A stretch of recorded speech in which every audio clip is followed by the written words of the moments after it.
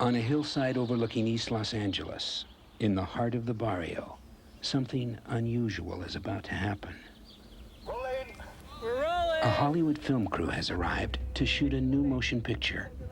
The movie is titled Blood In, Blood Out. It's produced and directed by Taylor Hackford, who produced La Bamba and directed An Officer and a Gentleman. This has been the most passionate film project of my life. Forget the dolly, let's do it. I was putting myself on the line and taking a lot of chances. And because of that, I felt alive and more committed than I ever have before. And action! This film is about family. It's about these three young men, two half-brothers and a cousin.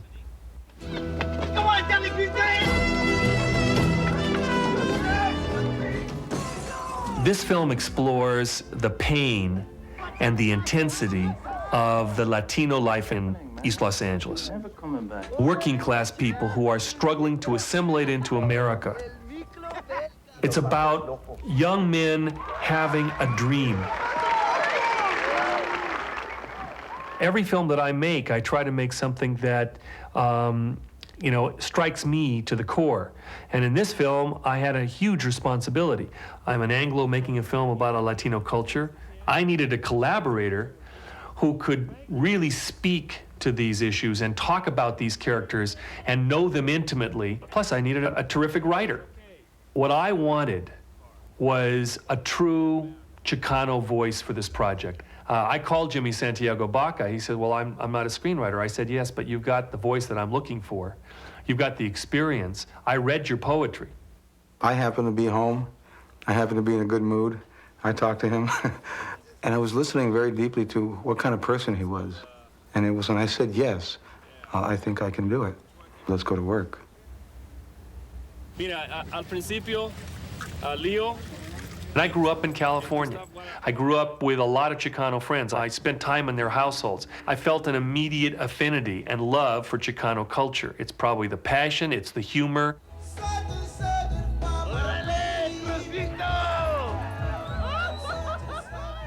East Los Angeles is the biggest barrio in the United States. It's a fantastic community, fascinating and beautiful. It was important to shoot there. And it was important for us to be part of that community. Now he finishes, he walks back in here and says his line. This is a piece that comes with a lot of sincerity and a great deal of commitment on the part of the filmmakers. And at the same time, from Jimmy's pen, he's writing about true events, true situations, real life. Jimmy Baca lived all the experiences in this film. I'm all three of these characters. Hey, life's a risk, carnal. Paco is me. When I was growing up, he's the guy who says, no one messes with me. He's the power broker. He changes because he realizes that whatever it is that he's doing, if it begins to kill the children, it's got to stop. Cruz is the painter. He interprets the mythology of the barrio through his murals and his painting.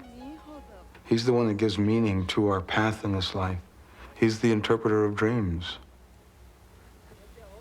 Miklo is the person who always wants to be accepted, who wants to be in. He has a white father and a Mexican mother. Since he's been ostracized, he creates his own family, and he finds that he's got to create that family in the worst of places, in prison.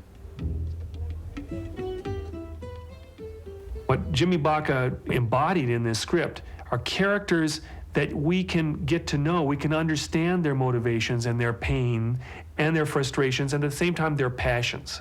Patos Locos forever. Forever! These three kids' lives, when they wake up in the morning, anything could happen and death is around every corner. You see, existence in their life is not broad. It doesn't take on tomorrow. Only thing that counts is today. Who are you fighting? Just fighting yourself! What are you doing? Those are my carnales. They're my family. I'm your family! The violence comes out, but these are children doing it. You gotta understand, these are kids. They don't know what the consequences are. They don't know that the boundaries are gonna burst. It's an eye for an eye, biblical avenging. The three brothers in this film go through drastic changes in their lives. The greatest passions can exist within a family, the greatest loves, the greatest hatreds, but you're always bound by that bond of blood. Over the course of time, they move in different directions, and you see brother coming up against brother. Paco's a policeman. He comes to a robbery. Miklo is one of the masked robbers. It's at that point in time that Paco is making the most crucial decision in his life, either to betray his own people or stay true to himself and to his own belief system.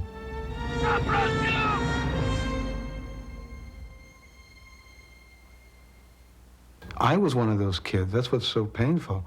I was the kid on the corner. I'm the guy in prison who went through the gangs. I'm the guy who witnessed the injustices. I was the guy who raged and hated. I was so horrified by what was going on that I repeated over and over and over again that I will tell the world what's happening in here. I will say it in my writing and my poetry. I will tell somebody. Someone's got to know about it. That's why your parole is so important. You've got to prove there's another way. There was a philosophy about this film. You know, it is a fictional film. It isn't a documentary. But I wanted a level of reality that was beyond reproach. It became crucial to me to use a real prison. The important element there is not just the physical architecture, it's the human architecture. The men who are there have a certain look. And I wanted specifically to be in California, and even more specific than that, into San Quentin. The warden of San Quentin is Chicano. His name is Daniel Vasquez. And when I went there and asked permission, he said, let me read the script. Gave him the script, and he looked at it, and he came back and said, who wrote this? This is real. I don't know where you got this information, but this is real. And because of that, he let us in. When I put the actors in with you guys, You walk through the gates and they make you sign something that says, we do not have a hostage policy here. That means you go in at your own risk. It's a sobering responsibility. I know the danger of it, and I didn't soft pedal that to the crew.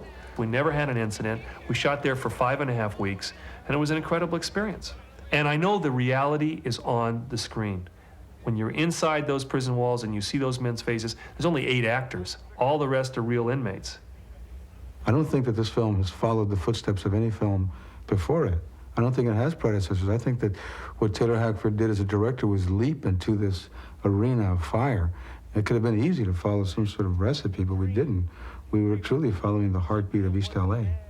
Because we're from East Los, ese. The film is about revelation and forgiveness. It's someone forgiving another person for hurting them, and it's someone else revealing to that person their weakness. At the very end, we're looking at a man weeping who hasn't wept. We're looking at a man talking who hasn't talked. We're looking at 2 brothers embracing who haven't embraced. What's important at the end of this film is that you see characters that have gone through and survived. They've come out on the other end, and the healing can begin. We are in this boat together. We must discover each other's cultures in this country, as we always have, in order to survive. This film can be a step in that direction.